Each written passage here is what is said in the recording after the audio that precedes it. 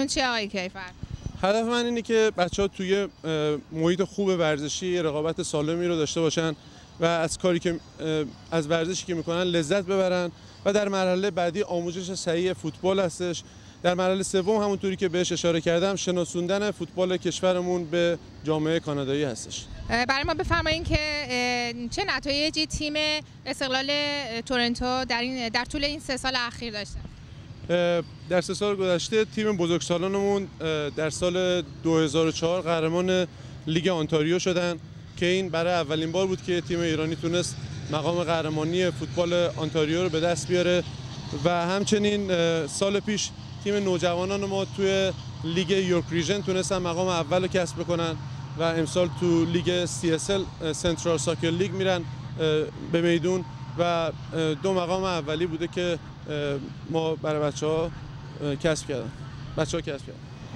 ضمن تبریک اینکه در طول این 3 سال گذشته تیم نوجوانان استقلال تورنتو به دست آوردن، در مورد برنامه‌های آیندهتون برام توضیح بفرمایید. برنامه آینده ما امسال حضور 2 تا تیم ما در لیگ‌های مختلف هستش. یه سال پیش همونطوری که گفتم تیممون قهرمان تیم نوجوانانمون قهرمان لیگ یورک ریژن شدن. امسال در لیگ بالاتر بازی میکنن. حضور اونا تو اون لیگ سنترال ساکر لیگ هستش و حضور تیم دیگرمون که تیم پایه‌مون هستش زیر 16 سال توی لیگ یورک ریژن هستش و برنامه بعدیمون حضور تیم زیر 16 سالمون در تورنمنت اینترنشنال رابی تورنمنت هستش که یکی از تورنمنت‌های بزرگ دنیا هستش که تیم‌های مختلف از دنیا میان اینجا که امسال بچه‌ها تو اون رقابت‌ها هم شرکت میکنن. آقای نوین روزگار، لطفاً شما هم در مورد اینکه از کادر فنی این تیم هستین برای ما هر صحبتی دارین بفرمایید. با سلام خدمت شما، تشکر از تلویزیونتون.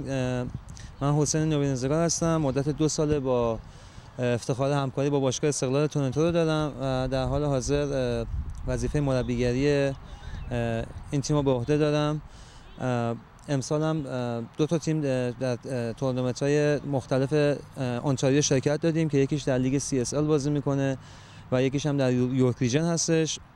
ما بعد از فصل ایندورمون که در واقع تموم شد یه استراحت 2 هفته‌ای به بچه‌ها دادیم و بعد از اون تمرینامون رو به مدت 20 روز و هر روز تمرین بدنسازیمون رو شروع کردیم.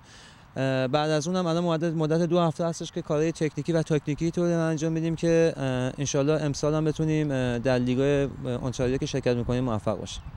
مرسی، موفق باشید. آقای رمضانی، با توجه به اینکه شما از کادر فنی این تیم هستین لطفاً اگه صحبتی دارین برام بفرمایید. خیلی ممنون. من در حدود 2 سالی هست که در جوار آقای کیفر هستم.